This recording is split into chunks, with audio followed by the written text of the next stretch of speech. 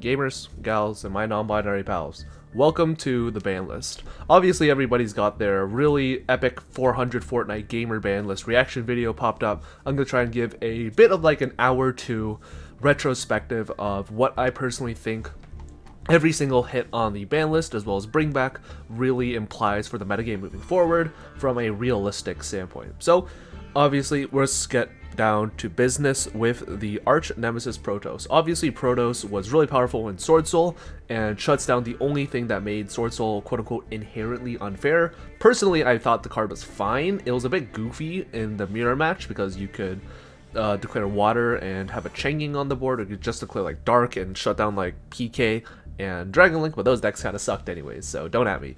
The deck just becomes a lot more manageable in regards to playing cards such as DPE and Verite moving forward, and I personally am pretty glad for this card to go because floodgates in all forms are kind of goofy.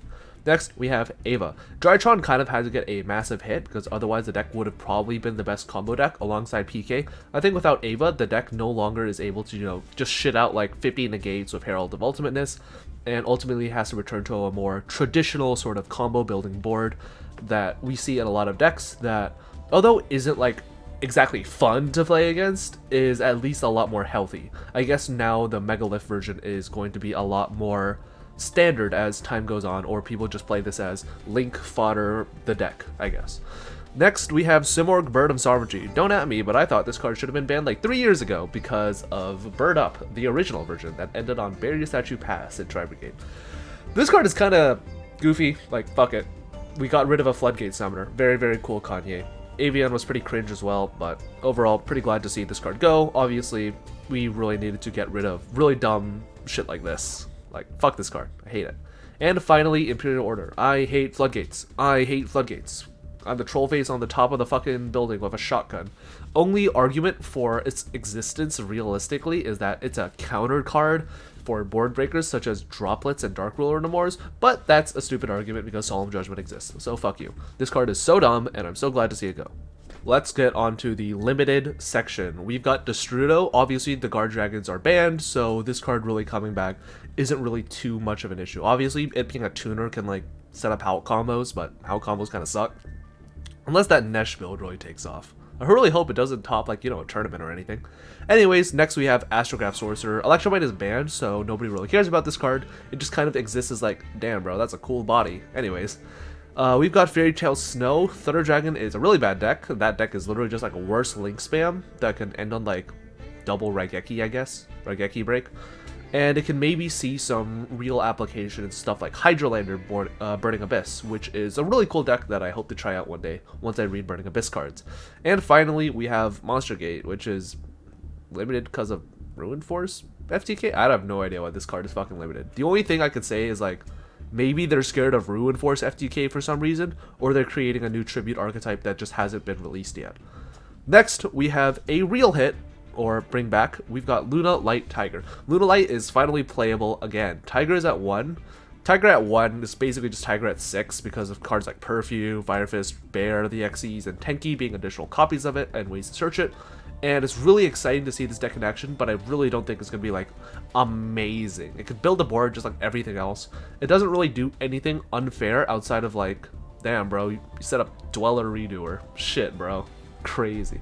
Like, Tiger is just like Tiger. Like, it's cool. It just ends on a PK board with maybe a Rake 4 instead of like Apollo. Very, very cool card game.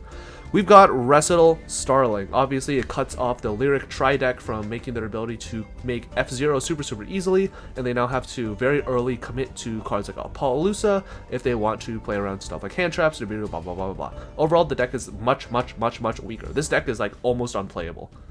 Desires. Yeah, what the fuck? The only reason I could think for this limit is because of Sword Soul maybe using it as a consistency card, but they already played Prosperity, so that's kind of like shit reasoning. This is most likely just a marketing ploy for people to buy more cardboard. Most importantly, $140 worth of Prosperities. Next, we have semi-limited. Let's get over the ones that aren't really relevant again. We have a Hero Live, Salamon Great Circle, Nadir Servant, and Scapegoat. Let's start with AHL. The card is fine at 3 personally. Hero is still really bad because the deck loses to so many board breakers, stuff like Droplets, Dark Ruler No More, Lightning Storm, Dark Hole, Raigeki, Bottomless Trap Hole, Infinite Impermanence, Effect Veiler, a Book of Moon. Anyways, that deck is really, really bad, and even though just having, like, generic extender, very bad, like, who fucking cares? Like, Dark Warrior's 50 of those, that deck still sucks. Salamangreat Circle is fine to come back to 3. Personally, Salamangreat is still really kind of just floundering around at being able to just like, ah yes, today I will Rage Pass. Very cool, Kanye.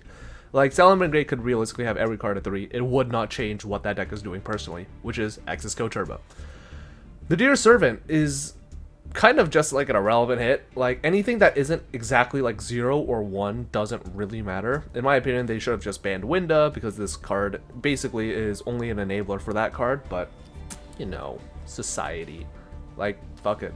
Why would you put this at 2? It's so goofy.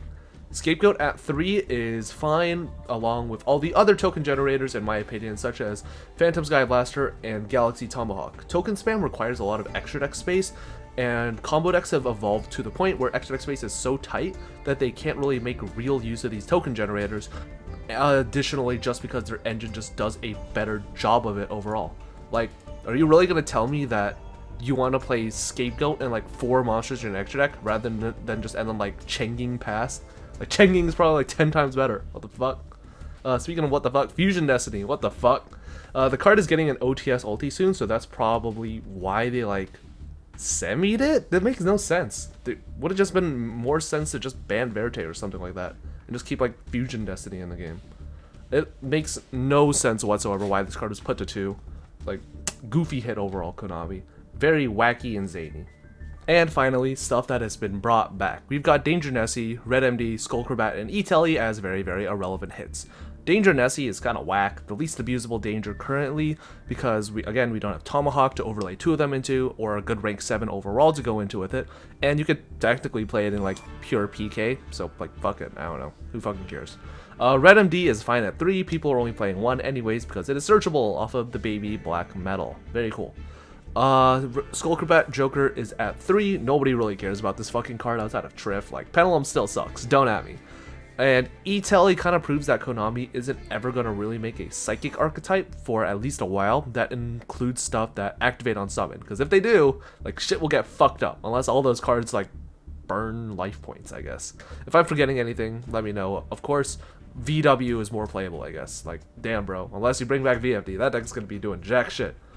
Raigeki. This card is actually like really nice to come back. Personally, people were kind of pigeonholed into playing Lightning Storm evenly, or even like Dark Hole for generic monster removal and board breaking. And this is a really, really nice card to come back that just sort of says, negate this or I'm eating your board. Really good side deck card in this current format, in my opinion. And Skill Drain. This is, in my opinion, the most impactful card to be brought back. This enables so many strategies in just the worst ways. Draco is better. Eldritch is arguably like the best control deck and arguably the best deck right now. Praying Kid can play this card since Battle Butler and Rip Roar and tag out for a cost or something nerd shit like that. So many decks are just worse now because of the existence of this stupid fucking floodgate. Like, I hate this card. Fuck this card. I hate Master Duel. Why do I play this shit? Fuck TCG. I hate it. Played fucking Twin Twister and everything.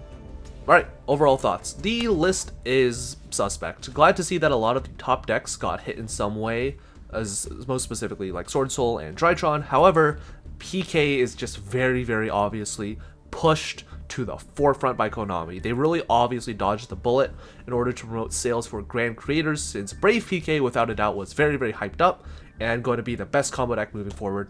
And in order to promote that, Konami really just banned a lot of the stuff that could have realistically answered it, such as Protoss and Drytron as a whole.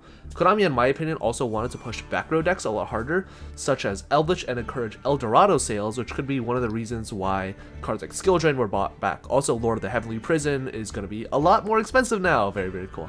Overall, I think that the new format is going to be pretty interesting, but definitely something people are going to get sick of really, really fast, in my personal opinion. I'm going to be sick of a Master Duel.